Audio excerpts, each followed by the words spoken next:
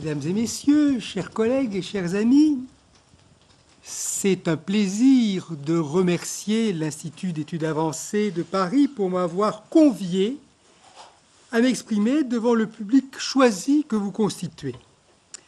Vous me faites là un grand honneur, et cette conférence, il me plaît aussi de le dire, s'inscrit quasiment dans une série, puisque vous entendrez la prochaine fois mon collègue et ami Mathieu Marot, qui traitera d'un sujet bien proche de celui que je vais aborder aujourd'hui, mais dans un contexte différent, celui du siècle des Lumières. Ce sujet, finalement, ce sont les classes moyennes parisiennes que les historiens ont pris l'habitude de désigner sous le nom de bourgeoisie, jouant sur l'équivoque qu'entretenaient les usages de ce mot piège entre XVIIe et XVIIIe siècle. Ma conférence s'intitule donc « La Fronde parisienne et l'éclatement de la communauté bourgeoise ».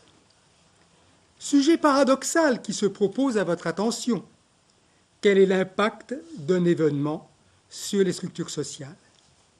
Quelles transformations peuvent être mises en branle par les crises? Naturellement, un choc énorme comme la Révolution de 1789 a changé la société française. Bouleversement radical, même si les historiens ont insisté aussi sur les permanences et les résurgences d'un très long ancien régime. Mais la Fronde, une petite crise de 5 ans, au milieu de ce monument national que certains aiment à appeler le grand siècle. Et pourtant, il est possible d'avancer l'hypothèse que la société parisienne est sortie complètement bouleversée par les événements qui ont marqué les années 1648-1652. Le sujet est donc abstrait, lié à des problématiques qui faisaient hier du moins le cœur des sciences historiques. Et si vous voulez vraiment jouir de la Fronde, je ne saurais que vous inviter à lire Alexandre Dumas ou le cardinal de Retz. La Fronde, c'est une histoire, et cela oblige à présenter le déroulement de cette crise, autrement dit de donner une chronologie rapide. Et ce sera le premier temps de mon exposé, pardonnez-moi. La Fronde est un événement hautement politique, et en expliquer les enjeux constituera l'inévitable second temps de la conférence, assez court, je vous rassure. Le système social parisien, ce que j'aime à appeler la communauté bourgeoise, ne résista pas aux secousses qui l'atteignirent durant ces troubles. Les transformations sur le long terme qui en résultèrent formeront le troisième développement de ce propos. Alors d'abord, rapide rappel de la chronologie de la Fronde parisienne, un exercice un peu contraignant. Alors le 18 mai 1643, la régente Anne d'Autriche nomme le cardinal Mazarin Premier ministre. Il était le parrain du jeune roi Louis XIV. Passons quelques années où il se passe des choses d'ailleurs, mais sur lesquelles je n'insisterai pas, par exemple la cabale des importants. Mi-janvier 1648, c'est le début de la Fronde. Et ce sont des troubles qui ont lieu rue Saint-Denis, soit la grande artère marchande du commerce parisien, troubles qui mobilisent les bourgeois contre un impôt foncier qui était d'ailleurs sans importance, le ministère s'étant résolu à étendre le tour de vis fiscal, comme disait Emmanuel Leroy-Ladurie, à la capitale. Richelieu aurait dit qu'il ne fallait pas éveiller la grosse bête, surtout en lui faisant payer des impôts. Alors, ça se passe très mal à la mi-janvier 1648, parce que le ministère croit bon d'installer des troupes de ligne, des troupes de métier, l'armée, autrement dit, au cœur de Paris. Et à ce moment-là, la milice bourgeoise se mobilise et ils passent leur temps à tirer en l'air avec leurs mousquets. Ils sont armés jusqu'aux dents. Bon. Après, vous avez des conflits plus politiques sur les créations d'offices et une agitation dans le monde des grands officiers de justice. 30 juin, 9 juillet 1648, c'est les réunions dans la chambre de Saint-Louis des 4 cours souveraines parisiennes, le Parlement, la Chambre des comptes, la Cour des aides et le Grand Conseil. Et ils finissent par présenter un programme de réforme de l'État. Bon. 26-28 août 1648, c'est la journée des barricades, et qui sont causées par l'arrestation d'un conseiller au Parlement âgé qui s'appelait Pierre Broussel, je vous renvoie là à Alexandre Dumas, et d'autres magistrats. Bon, il y avait déjà eu des barricades en mai 1588. J'avoue qu'on ne s'y attendait pas trop à ces barricades, mais le cardinal de Ré raconte, enfin il raconte ce qu'il veut, qu'il a vu un enseigne d'une compagnie de la milice de l'île de la Cité sortir avec un fanion où il y avait marqué Saint Jacques Clément. Vous savez, c'était l'assassin jacobin du roi Henri III. Enfin, il est permis de n'en rien croire. 24 octobre, déclaration royale par laquelle Louis XIV reprend au compte de la monarchie le programme de la Chambre de Saint-Louis. Victoire manifeste du mouvement. Là-dessus, que dirais-je? Marasme. Paris vit quand même dans une grande inquiétude à l'automne 1648. Les Parisiens ont raison. 5-6 janvier 1649, c'est la nuit des rois. Anne d'Autriche, la cour et Mazarin quittent la capitale, nuitamment, clandestinement. 10-12 janvier, c'est le début de la guerre de Paris, la capitale ayant refusé de se soumettre. Des troupes sont levées donc par le Parlement et l'hôtel de ville et confiées au commandement de grands seigneurs comme le prince de Conti, petit frère du prince de Condé, lequel commande l'armée royale. D'une certaine façon, on est en famille, mais ça ne plaisante pas pour autant. Suit une période de siège très pénible, il faut bien le dire. Et le 10-12 mars 1649, c'est la paix de Rueil. Qu'est-ce qui en résulte? Marasme, là encore.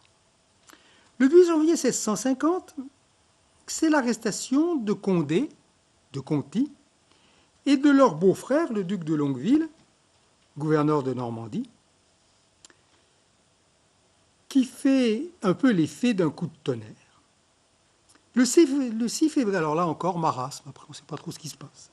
6 février 1651, c'est le départ assez faux de Mazarin, qui, sur le chemin de l'exil, va libérer lui-même les princes prisonniers au Havre le 13 février. Là encore, après marasme.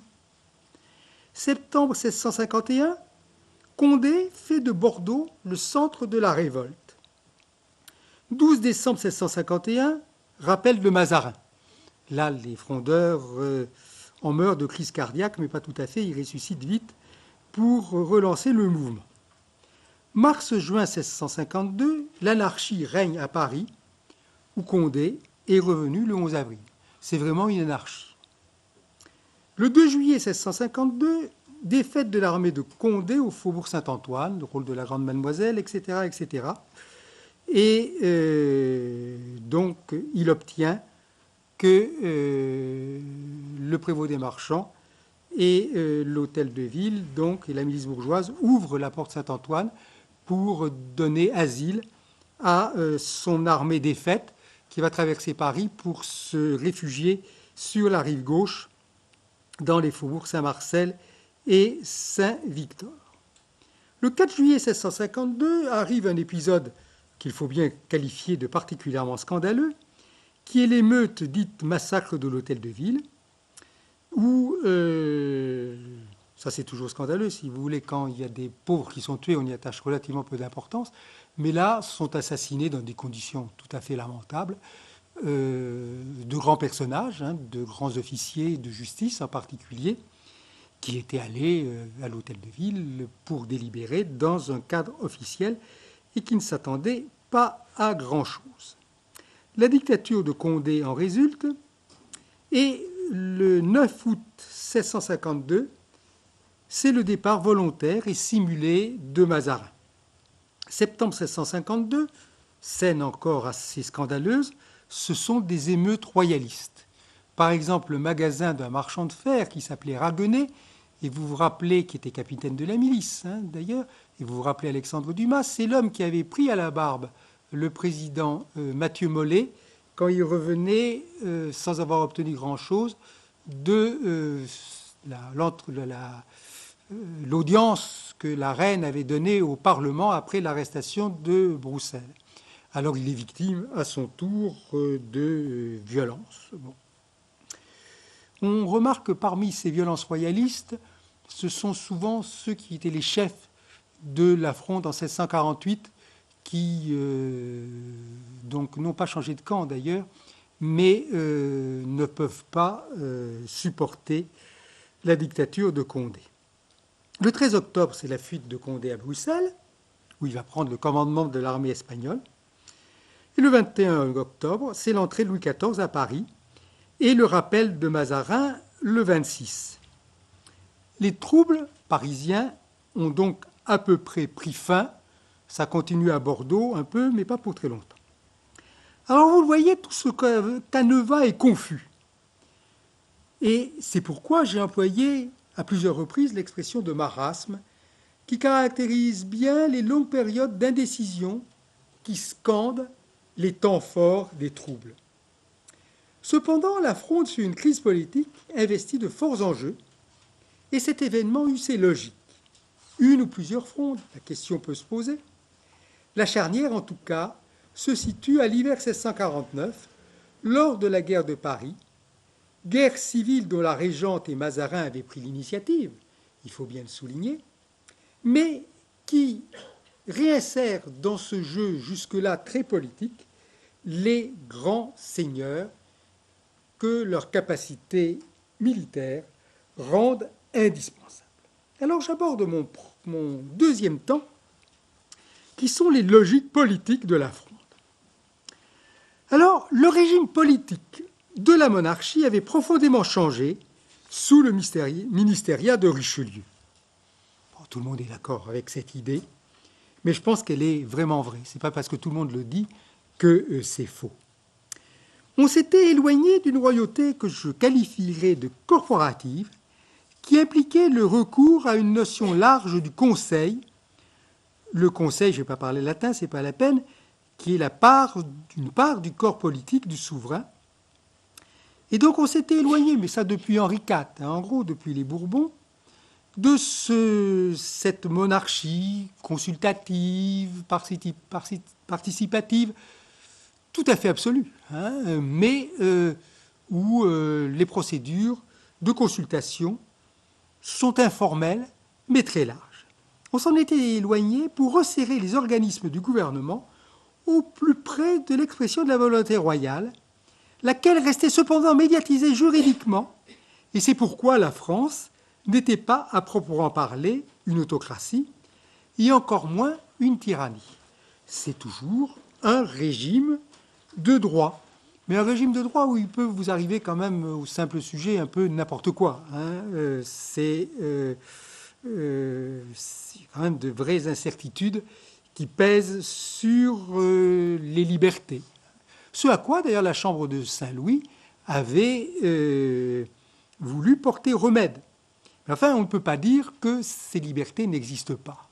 C'est une des caractéristiques de la monarchie absolue, c'est que, en gros, il y a des libertés pour les sujets qui sont souvent pensés en termes de franchise et de privilèges, puis qui n'en existent pas moins. Alors cette nouvelle façon d'exercer le pouvoir absolu avec Richelieu peut être qualifiée de mode extraordinaire de gouvernement, par opposition à un exercice ordinaire qui reposait sur les institutions constituées. Les cours souveraines, de façon générale les tribunaux, les bureaux des finances qui étaient censés répartir l'impôt, etc., etc. Bref, ce qu'on appelle l'état d'office est une création qui quantitativement remonte au règne de Henri II, juste avant le début des guerres de religion. Alors l'extraordinaire reposait sur 4 piliers. Le ministériat, le fait qu'il y ait un Premier ministre, ce qui n'est d'ailleurs pas propre à la France, La guerre, pour faire la guerre, il faut être plusieurs. Ce n'est pas propre à la France non plus. La mainmise des financiers sur les revenus publics. Alors là, c'est peut-être plus particulièrement français, mais ça existe aussi en Espagne, par exemple. Et l'administration par commissaire, et non par officier, dont les fameux intendants de justice, police et finances, des gens qui sont officiers par ailleurs, ils sont le plus souvent maîtres des requêtes de l'hôtel, ils possèdent donc un grand office de magistrature qui vaut une fortune, mais en tant qu'intendants, ils sont désignés par une lettre de commission qui énumère précisément les pouvoirs qu'ils vont exercer dans la ville, la généralité, la capitale provinciale où ils sont envoyés, que ce soit Moulins ou Amiens par exemple. Et cela au détriment des officiers et de leurs attributions légales. Les bureaux des finances, par exemple, n'ont plus rien à faire. Ça n'est plus eux qui répartissent l'impôt entre les élections et les communautés. Ce sont les intendants, aidés d'ailleurs par un certain nombre de trésoriers de France qui le choisissent, mais pas en tant qu'ils sont officiers. Alors, dans la crise frondeuse, il y eut une contradiction implacable entre ce que j'appellerais une macro-dynamique des troubles qui recouvrait des enjeux politiques véritables, ce que je viens d'énoncer avec le conflit entre un régime de gouvernement ordinaire et un régime de gouvernement extraordinaire, des enjeux politiques véritables donc, et une microdynamique de ces mêmes troubles qui répondaient aux luttes des factions de la noblesse courtisane. La guerre de Paris, en forçant le Parlement et l'Hôtel de Ville à stipendier des troupes et des généraux, provoqua la substitution des logiques du conflit. Le rétablissement d'un mode de gouvernement ordinaire qui était, avec ses ambiguïtés, l'objectif des cours souveraines en 1648, ne fut plus que le mythe originel du mouvement qu'instrumentalisèrent les princes pour faire triompher leur influence et leur clientèle au sein de l'État monarchique. Condé, après la paix de Rueil, auréolé de ses victoires à Rocroi, bien entendu, mais à Lens, à l'été 1648, veut placer ses clients partout. C'est lui qui a mené le siège et il veut contrôler la répartition des charges en faveur des gens qui le servent. Et en ce faisant, il se heurte aux autres clientèles. Et dans ce conflit, en particulier aux clientèles de Mazarin, c'est pour ça qu'il est enfermé à la date que je vous ai dite. Alors, la Fronde est caractérisée par une sorte d'englobement hiérarchique de la parole politique. Cela amena le monde du négoce, lequel parlait ex officio pour ce qu'on appelait le peuple, un populus latin comprenant les gens ordinaires, la plebs, en tant qu'ils avaient des droits politiques, à se taire. Donc, le monde des marchands, ceux qui avaient mené l'émeute de janvier 1648, est réduit au silence, quand le Parlement prend la tête de la révolte au printemps et au début de l'été 1648. Et le Parlement lui-même est réduit au silence quand les princes occupèrent le devant de la scène. La Fronde peut donc être pensée, c'est vrai, comme un échec politique, puisque le gouvernement extraordinaire se remit quasiment en place en 1653, mais sur le moment prévalut jusqu'en 1661 une situation de fluidité qui font de ce temps les années fécondes, selon la belle expression de Pierre Goubert dans son livre sur Mazarin. C'est assez bizarre. Le temps est comme suspendu. D'abord, il y a eu un collapsus complet des finances monarchiques. Il n'y a même plus de budget. Il y a un trou noir. On ne sait pas ce que fait la France. Mais elle est encore capable de faire la guerre et de la gagner. Parce que exsangue, la guerre qui n'est plus contre l'Espagne, puisque la paix a été signée avec l'Empire, avec les traités de Westphalie, l'Espagne est encore plus à bout de souffle. Elle est encore plus épuisée. Et en 1659, la France arrive à conclure une paix qui est une paix victorieuse. Paix victorieuse? C'est jamais arrivé pratiquement dans l'histoire de France. Si, il y en a eu une au XXe siècle, mais il vaut mieux pas en parler. C'est donc une situation extraordinaire, hein, donc unique quasiment dans l'histoire de l'Ancien Régime. Et il se passe des tas de choses bizarres durant cette période, mais je crois que ça a été la période peut-être la plus intéressante à vivre du XVIIe siècle. Alors quand Louis XIV assura, après la mort de Mazarin, qu'il gouvernerait sans principal ministre, le processus fut bouclé et la parole politique, c'est l'englobement hiérarchique dont je parlais, ne fut plus assumée que par le souverain lui-même. Et la France entra alors dans une longue période de silence politique qui reposait sur un assez large consensus quant à la nature du régime monarchique et à la politique menée par le grand roi.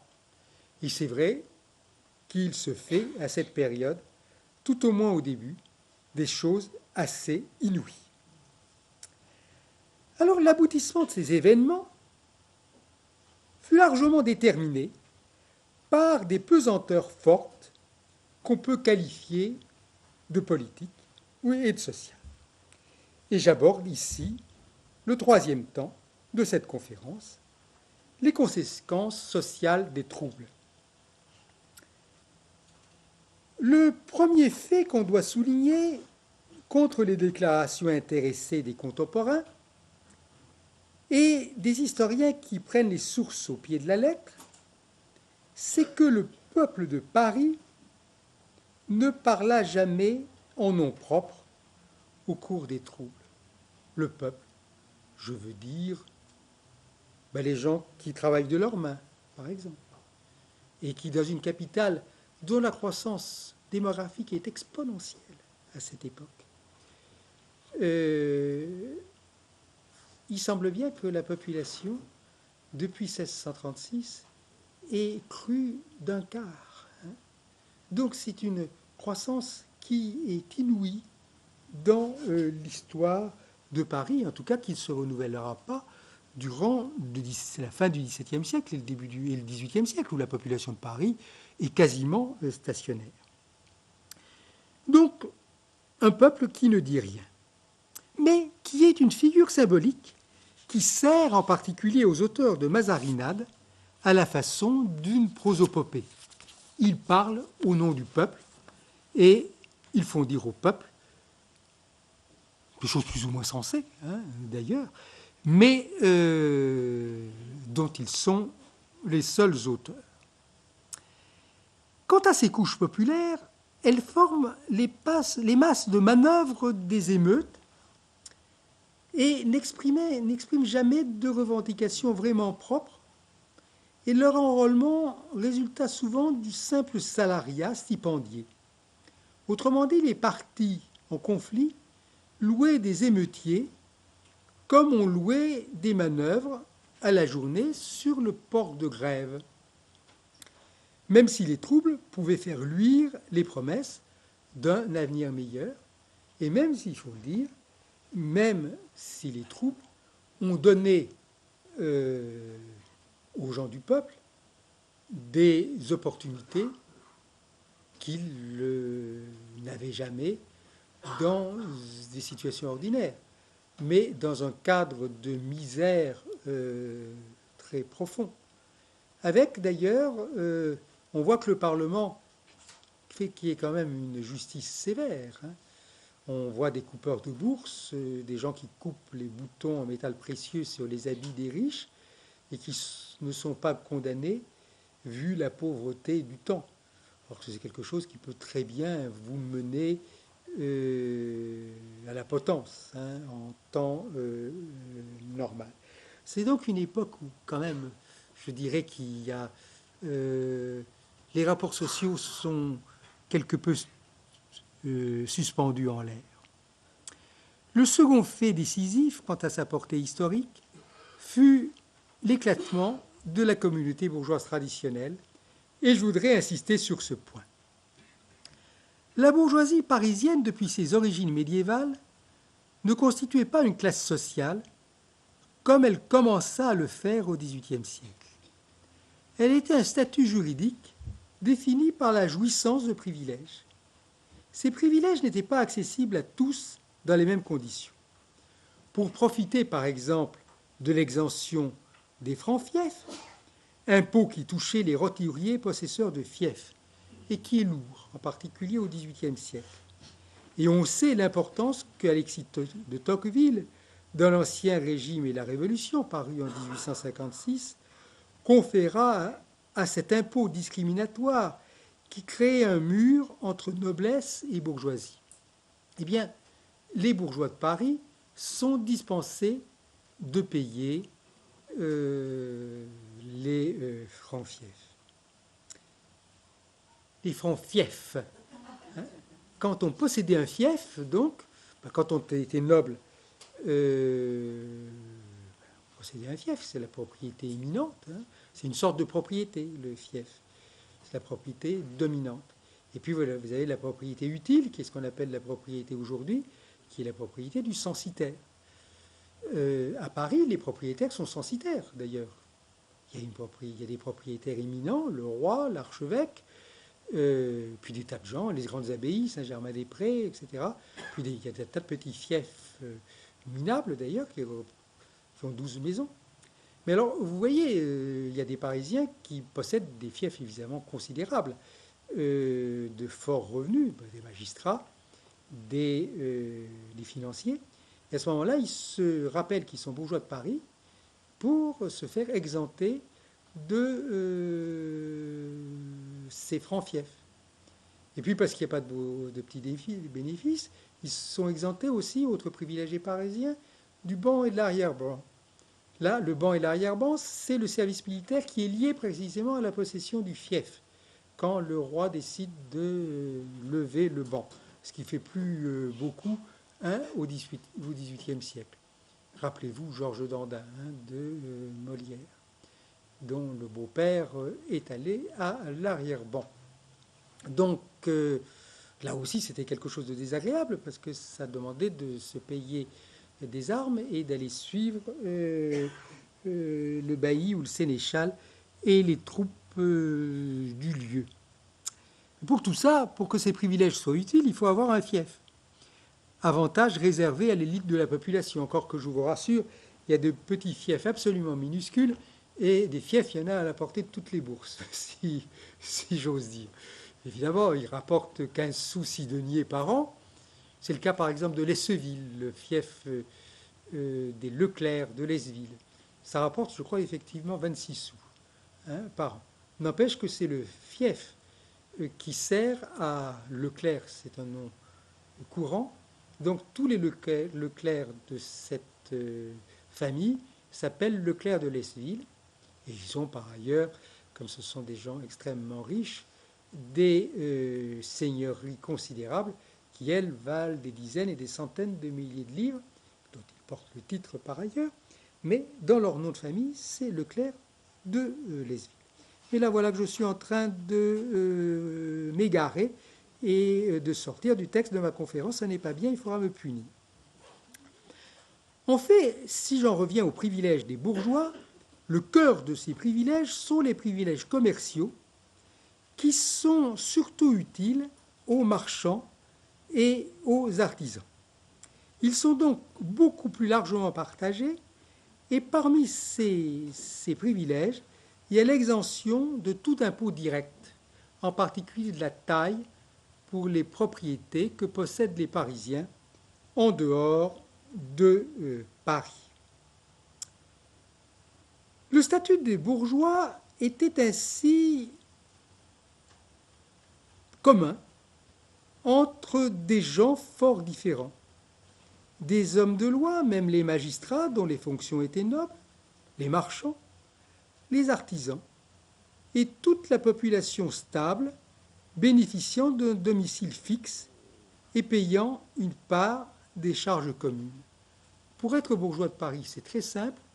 Il faut avoir un domicile qu'on occupe depuis 1 an et 1 jour et payer les taxes, c'est-à-dire les boues et lanternes, qui sont des taxes de ramassage des ordures ménagères, la taxe dépôt, qui alimente le grand bureau dépôt, donc la charité, et quoi d'autre encore? Eh bien, par exemple, la taxe des fortifications pour entretenir les remparts. La bourgeoisie était donc un bien collectif, mais réparti de façon très différentielle et pour tout dire inégalitaire.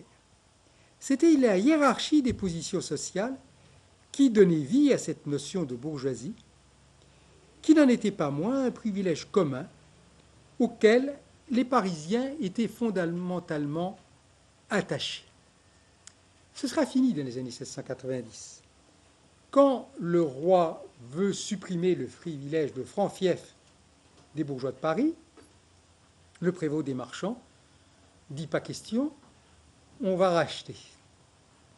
Mais la ville est incapable de trouver l'argent pour maintenir le privilège de franc-fief, et donc celui-ci est perdu, et les bourgeois de Paris désormais vont payer le franc-fief. Voyez-vous, c'est une transformation importante. Alors la communauté juridique entretenait des bénéfices, mais aussi des charges collectives. Parmi ces bénéfices, l'investissement dans les rentes de l'hôtel de ville était largement distribué, les riches en possédant beaucoup et les moins riches peu. C'est assez un truisme ce que je vous dis. Mais tous se sentaient rentiers et défendaient leurs intérêts contre les financiers qui détournaient l'argent destiné au paiement des arrérages des rentes, soit pour financer la monarchie et ses guerres, soit pour la rémunération particulière de leurs travaux à eux.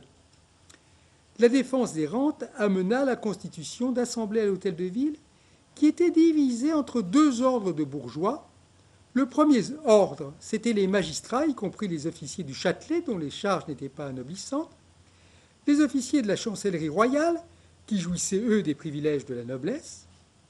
Quant au deuxième ordre de la bourgeoisie, c'était les gens de finance, quand ils n'étaient pas secrétaires du roi, donc par exemple les receveurs généraux des finances, qui sont des officiers considérables, les marchands, les gens de loi, comme les avocats ou les praticiens de justice, tels les procureurs ou les notaires, et très exceptionnellement quelques artisans, soit des grands entrepreneurs du bâtiment, soit des spécialistes travaillant pour la cour. C'était là la composition de la bourgeoisie que donnent à voir les assemblées générales de l'hôtel de ville, si actives durant la Fronde. Cette sociologie reproduisait une structure politico-sociale qui s'était mise en place sous le règne d'Henri II. Parmi les charges qui sont importantes, les charges bourgeoises, le service dans la milice territoriale qui mobilisait les catégories sociales les plus hétérogènes. L'institution telle qu'elle fonctionna durant la Fronde remontait à 1562 et donc au début des guerres de religion. Chaque foyer devait fournir un homme pour la garde qui s'effectuait soit à une porte du rempart, soit dans le quartier même. La milice joua un rôle essentiel durant la guerre de Paris de l'hiver 1649. C'est elle qui gardait les portes.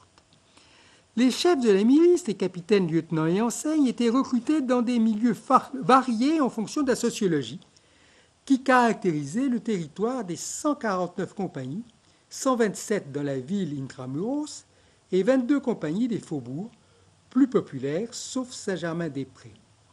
Voyez-vous qu'à 149 officiers par compagnie, vous avez donc, ne serait-ce que dans l'encadrement des officiers, des capitaines, donc une part considérable, 149 multiplié par 3, ça fait 537 si mes calculs, si je compte encore bien.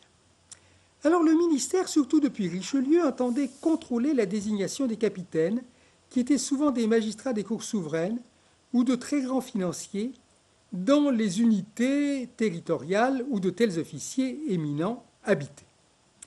Dans la première moitié du XVIIe siècle, ces hommes puissants étaient encore largement reconnus comme des supérieurs naturels dont le prestige propre rejaillissait sur les simples bourgeois qu'ils commandaient. Il y avait dans ce régime bourgeois toute une vision du monde social, même si la logique monarchique entraînait la marginalisation des membres les plus modestes de la bourgeoisie. Si votre capitaine en chef est conseiller au Parlement, vous pouvez aller servir en personne, même si vous êtes trésorier de France. Mais vous pouvez toujours, député, envoyer à votre place votre clerc, par exemple, votre principal domestique. Ça crée quand même quelques problèmes qui seront aigus durant la fronde. Du début du XVe siècle à la moitié du XVIIe, le système urbain a ainsi fait preuve d'une capacité de résilience aussi forte que la royauté, avec laquelle il avait toujours été intrinsèquement lié, mais le système de la ville avait épuisé ses ressources après un demi-siècle de monarchie autoritaire. Le caractère principal du privilège de bourgeoisie de Paris, tel qu'il s'était refondé au temps des guerres entre Armagnac et Bourguignon, soit en 1412-1413, donc au temps de la présence anglaise en France, donc au temps des troubles cabochiens, c'était que les distinctions sociales qu'abritait la bourgeoisie à l'intérieur d'elle-même ne s'exprimaient pas à l'extérieur de sa structure, qui était hiérarchique. C'est une définition de la hiérarchie. On est uni vers l'extérieur, on est stratifié à l'intérieur. La bourgeoisie était indifférente au statut de noblesse, dont le droit fut aussi une longue création royale, et aux trois ordres et à leur imaginaire. On pouvait parfaitement être à la fois noble et bourgeois. Mieux, les nobles jusqu'aux plus grands étaient bourgeois de Paris, en tant qu'ils étaient parisiens, possesseurs d'un hôtel ou d'une maison à Paris, donc astreints aux charges communes, ce qu'ils étaient d'ailleurs en réalité assez peu, et ce ne doit pas être tout à fait un hasard. Quand le prévôt des marchands, au XVIe siècle, va voir le connétable de Montmorency pour demander sa protection, le prévôt des marchands, qui est généralement un grand officier, le connétable le reçoit toujours en lui disant « Mais bien sûr, je suis d'accord, d'ailleurs je suis bourgeois de Paris comme vous ». Le connétable de Montmorency était un homme courtois.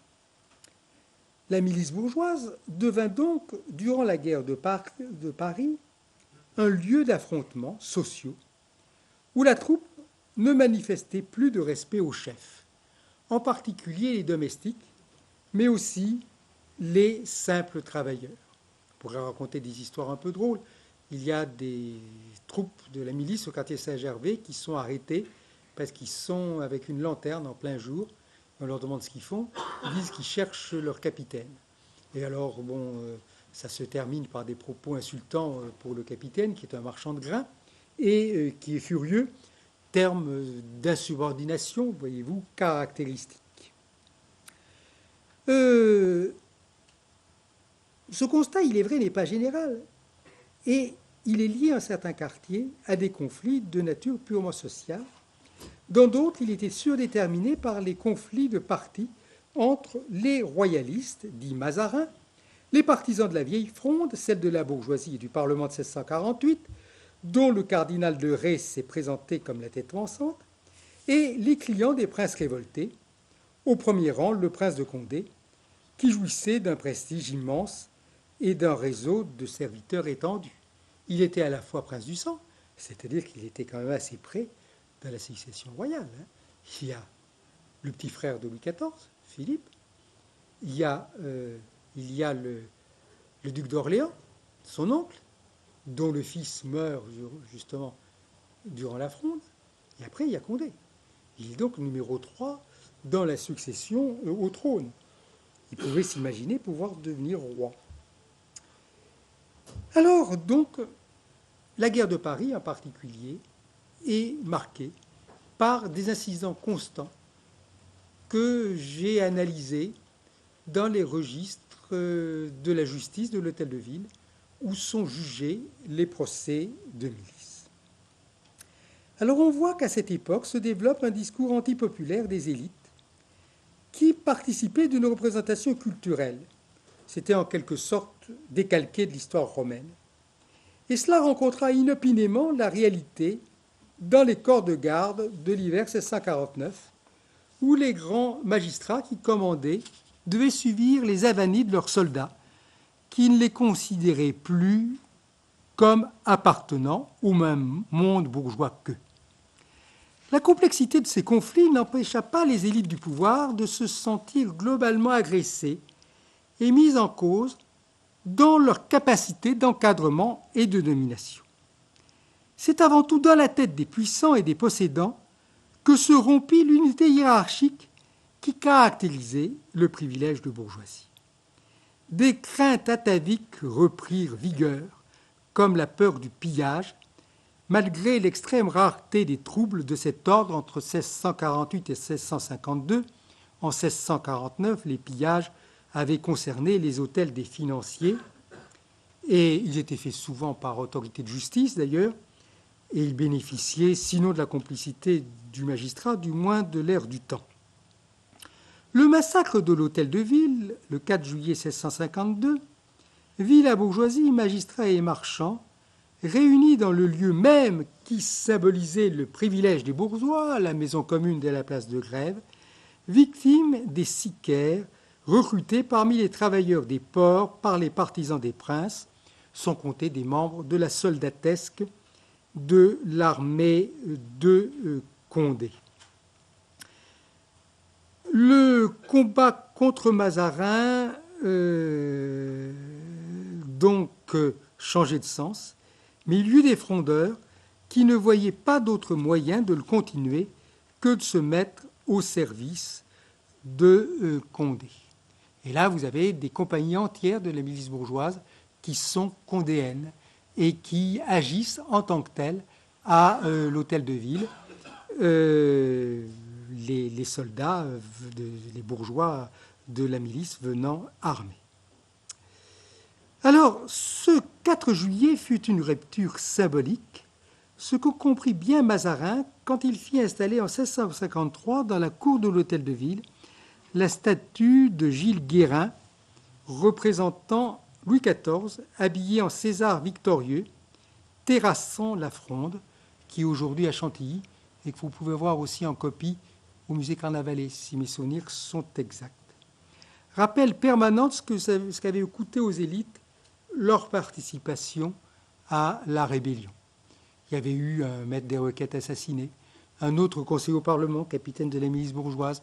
Alors on a un compte-rendu très, très détaillé de sa mort. On sait qu'il avait été blessé à coups d'épée, et après il était tombé par terre. Le malheureux, il était très bien habillé, et on lui tire un coup de pistolet dans le dos, et sa chemise prend feu, enfin, etc., etc. Des scènes assez violentes d'ailleurs, et qui sont évidemment tout à fait regrettables, d'autant plus que lui était un homme, un client du duc d'Orléans. Alors cette statue sera, en 1688 ou 89, Louis XIV accepte de déjeuner, de dîner à l'hôtel de ville, et c'est seulement la réconciliation du roi et de la ville. Et quand il sort, après avoir mangé, il regarde la statue et il dit « Bon, qu'est-ce que ça fait là hein, vous allez la retirer et on va en mettre une autre à la place. » Et donc là, je crois que la page de la Fronde est tournée, mais vous avez vu, ça prenait du temps. Alors cet événement bouleversa le paysage historique. Plus question d'une milice bourgeoise assurant un ordre interne reposant sur la solidarité du lieu urbain. Désormais, l'ordre est assuré par la lieutenance générale de police fondée en 1667, et donc la police parisienne ne repose plus que sur la force de l'État. La milice bourgeoise n'est plus convoquée, tout simplement. Et ce fut un des changements capitaux de l'histoire de Paris durant l'Ancien Régime. Il n'y a plus d'autopolice, la population parisienne ne fait plus sa propre police. Tout changea donc avec le règne personnel de Louis XIV et l'influence de Colbert n'y fut peut-être pas pour rien. Alors Louis XIV partageait sans doute l'interprétation courtisane et aristocratique des troubles qui a mené le gouvernement à penser que les révoltes des grands rentraient dans un ordre regrettable des choses, auquel la vie de cour à Versailles mit un terme. Caroline connaît évidemment bien ça. C'est une idée forte de Norbert Elias, mais qui, à mon sens, ne doit pas être remise en cause. Alors que les revendications des populations parisiennes, réclamant finalement d'avoir un mot à dire dans la politique générale, allaient, pour le roi et les élites courtisanes, à l'encontre du principe même de la monarchie absolue. Colbert, quant à lui, développait sans doute une vision critique de la société d'ordre qui s'était mise en place sous Henri IV, pas plus tôt, et entravait le développement économique. Il voulut sans doute en finir avec l'ordre hiérarchique et séparer rationnellement les fonctions. Toujours est-il que les enquêtes de noblesse, diligentées durant la décennie 1660, voire après, aboutit à créer un mur infranchissable, autrement que par l'anoblissement royal, entre noblesse, pensée comme héréditaire, et les autres couches sociales des élites du pouvoir, stigmatisées par une macule roturière, mais favorisées dans leurs activités économiques. Les conséquences de cette transformation sociale furent quasi immédiates. La présentation sociale qui était donnée officiellement aux individus dans les actes notariés changea. L'avant-titre de noble homme, qui caractérisait la bourgeoisie lettrée, noble ou non, au service du roi ou non, tendit à disparaître. Le qualificatif propre à l'honorabilité bourgeoise, honorable homme, fut remplacé par une qualification anonyme, le sieur un tel. Le titre d'ordre postposé, écuyer, Georges Clémenceau, écuyer, seigneur de choses. Clémenceau est noble, c'est pour ça que ça personne ne le sait, mais c'est une noblesse tout à fait minable, très petite, mais bon, alors que si vous appelez de Clermont, on va croire que vous êtes noble, alors que c'est pas forcé du tout. Le titre postposé d'écuyer devint le signe de la noblesse, une sorte de sésame, et les secrétaires du roi se dirent désormais écuyers et non plus noble homme maître. Et là, on voit chez les notaires les ratures dans les années 1660 qui sont tout à fait significatives, mais on en trouve des dizaines, parce que la plume des notaires ne s'est pas encore impliquée dans la nouvelle dôme. Les magistrats des cours souveraines exprimèrent leur noblesse de robe en prenant le titre de messire, abandonnant la formule lapidaire de Monsieur Maître. Monsieur Maître, ça posait, c'est dire en deux mots beaucoup de choses. Eh bien, désormais, les Monsieur Maîtres, ce sont les charges non abolissantes du Châtelet. Et les magistrats se mettent à s'affubler de titres de noblesse qui auraient paru ridicules au XVIe siècle, de comtes et de marquis. Plus encore, le système onomastique changea.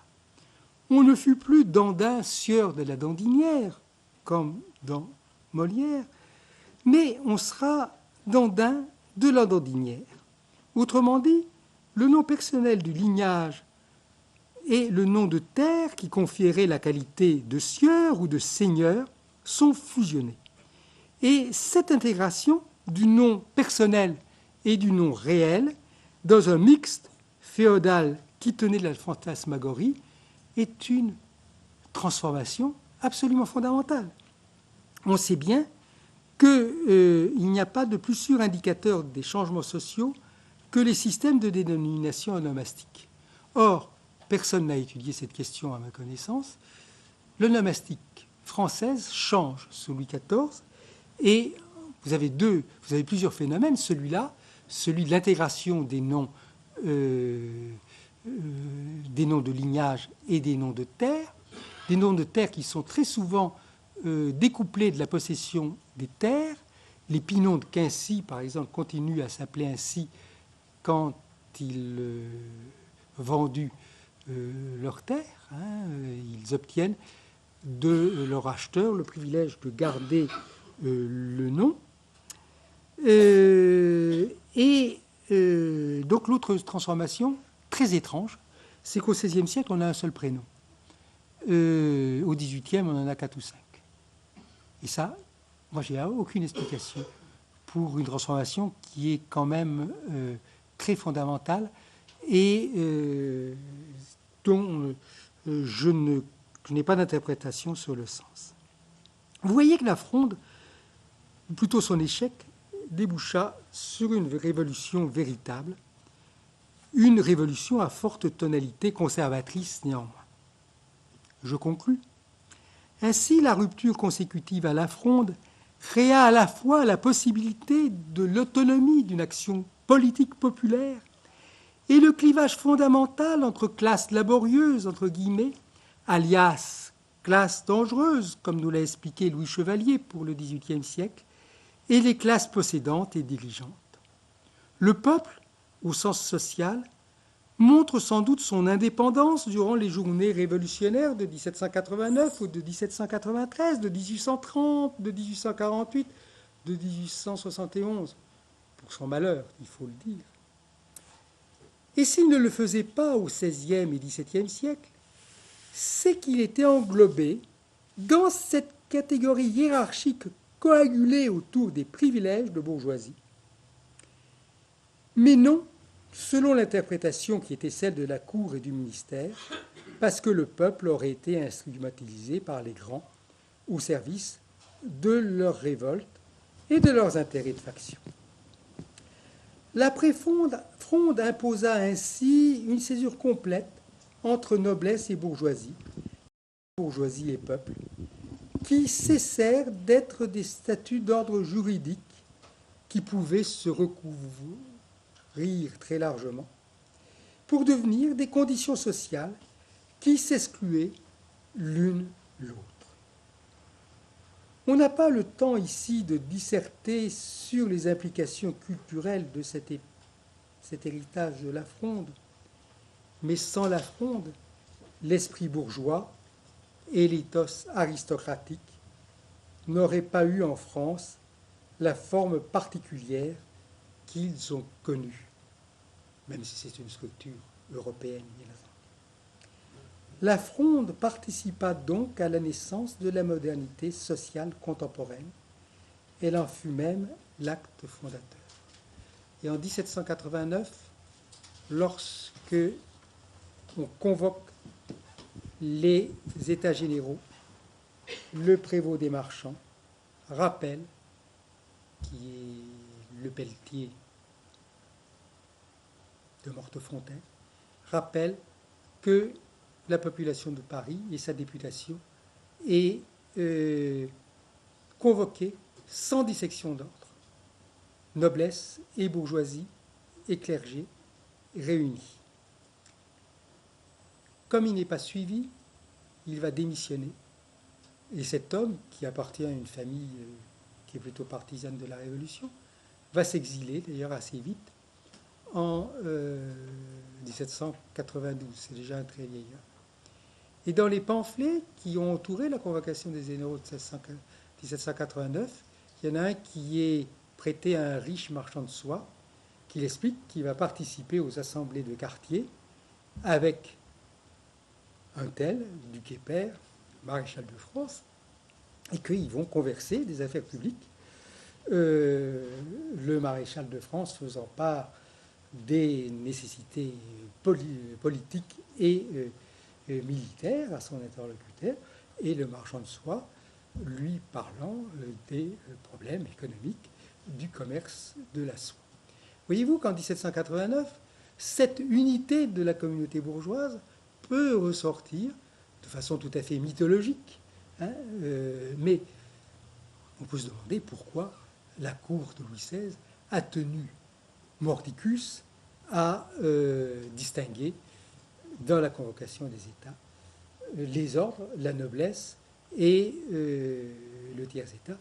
Et vous savez que la fusion des ordres lors des États généraux va être une des premières défaites en race campagne de la monarchie. Voyez-vous, j'ai tâché d'essayer de vous montrer que toute cette histoire sociale a des conséquences politiques lourdes dans le devenir de la France, et que la Fronde n'est pas un épisode indifférent, léger, passager, mais a marqué profondément l'évolution de la société française jusqu'au XIXe et même au début du XXe siècle. Eh bien, je vous remercie.